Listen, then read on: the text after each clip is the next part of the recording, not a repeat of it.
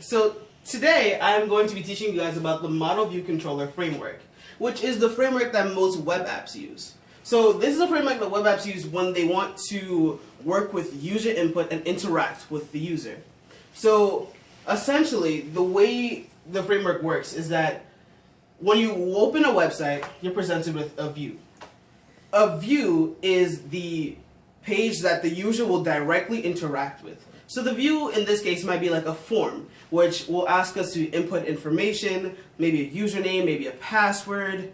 Once we click submit in that form, the view is going to take the information we've entered and update a controller.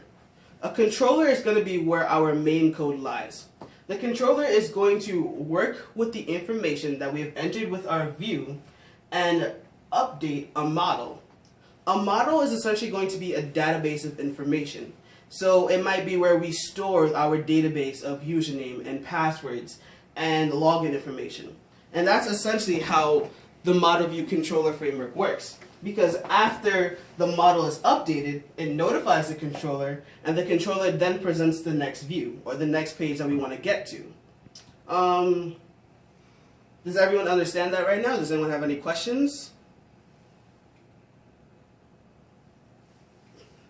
Oh, yes, Shira?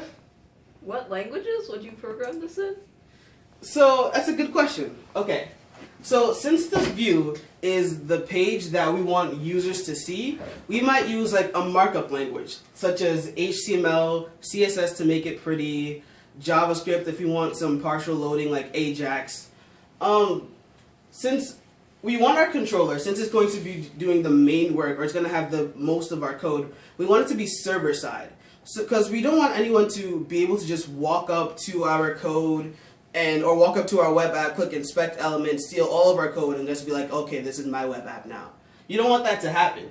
So some really nice server-side code that you could use is some PHP, because PHP works very well with HTML.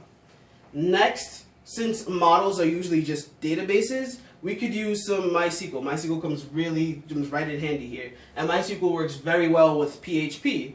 So now you have 3 different codes that work together and work to fulfill the different tasks that we want to happen here. Let's actually see the Model View Controller framework in action. So welcome to the Study Graph. The Study Graph is an app that I and a friend built to display when study sessions were happening in our area for a class that we had taken. This is the registration page for the Study Graph. This is a view. This is an HTML view which has a form and asks for different information. So let's fill it out. Username, CS50, first and last name, password,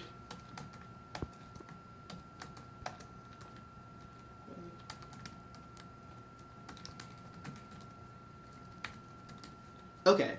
We have entered in information into our HTML view. Now let's click submit, or in this case, register. This is the HTML code of the view we just saw.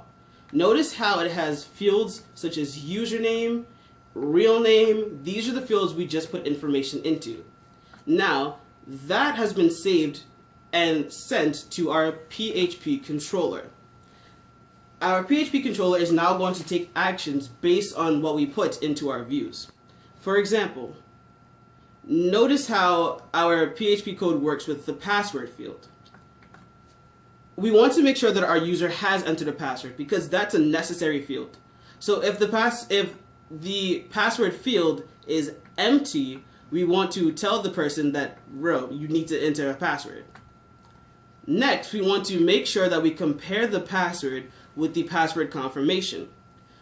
If they don't match, notice the not sign, we want to tell the user that your password did not match the confirmation and to try again.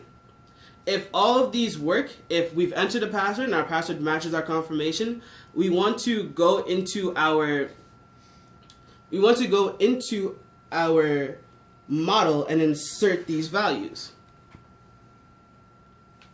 So into the password field, we want to insert a password, but notice we want to insert a password hash. See, the password hash encrypts the password so that in our model we don't just have a raw password. Instead, we have a crypted code so that a hacker can't just hack into our model and just have all of our raw passwords. We want to protect users on our site. Now that that's all been done, and notice the MySQL code, because this is how our model will interact with our controller. This is our code for our model. We can now go into and actually see our model.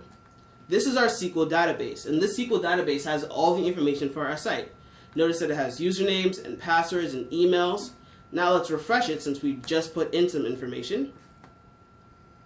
And notice that our MySQL database now has information that we've just put in. It has our username, it has our email, it has our password crypt, and it even has our name. Never gonna give you up. Now, what was the next thing that we wanted our PHP controller to do? So, notice that the next thing we wanted to happen was we wanted the PHP controller to render our school form 1. What does our school form 1 have in it? It asks for our school zip code.